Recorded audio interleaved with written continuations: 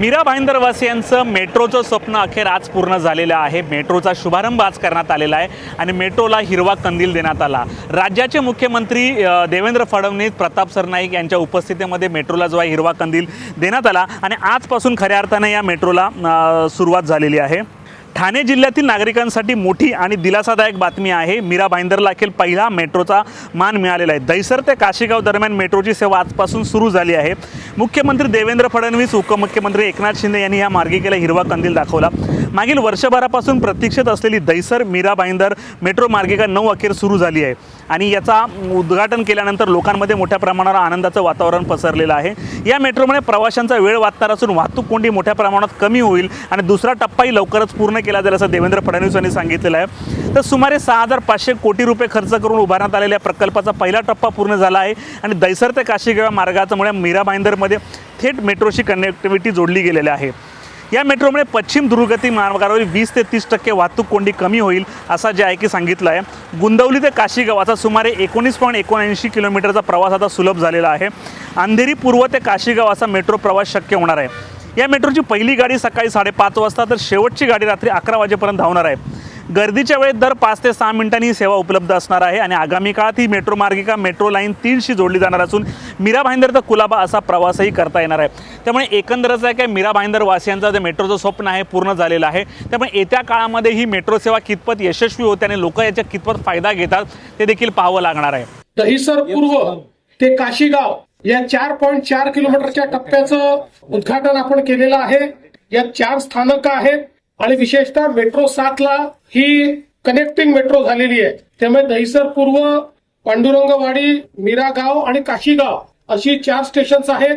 आता जो दुसरा टप्पा आहे, या दुसऱ्या टप्प्यामध्ये साईबाबा नगर ते सुभाषचंद्र बोस मैदान याचंही काम जवळपास 96% पूर्ण झालेलं आहे।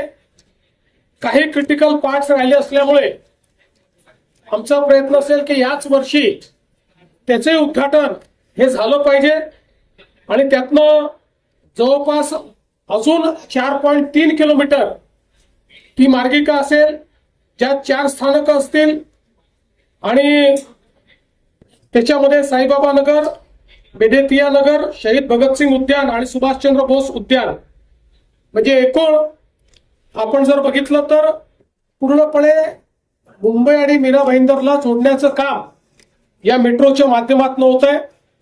जवळपास 6,607 कोटी रुपये या संपूर्ण एकूण प्रकल्पाकरता लागणार आहे आणि विशेषतः ज्या प्रवासाकरता मिनिमम 1 तास आणि कधी कधी 2 तास लागतात, तो प्रवास 30 मिनिटांमध्ये या ठिकाणी पूर्ण करण्याचं या मेट्रोमुळे आपल्याला भाग्य लाभणार आहे। ही मेट्रो 7 ला जोडली गेली आहे, पुढे ती मेट्रो 3 ला जोडली जाते। त्यामुळे अगदी कुलाब्यापर्यंत सीमलेस कनेक्टिव्हिटी ही मीरा भाईंदर पासनं या मेट्रोच्या माध्यमातून पुढच्या काळामध्ये मिळणार आहे।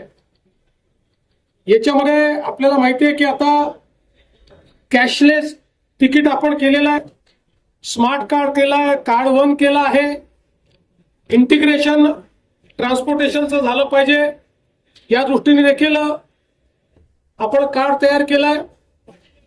आणि आताच मला MMRDAच्या अधिकाऱ्यांनी माहिती दिली की आता 80% व्यवहार हा कॅशलेस चाललाय, फक्त 20% लोक कॅशमध्ये तिकीट घेत आहेत। त्यामुळे मला असं वाटतं की आपलं जे कार्ड आहे हे चांगल्या पद्धतीनं या ठिकाणी यशस्वी झालंय।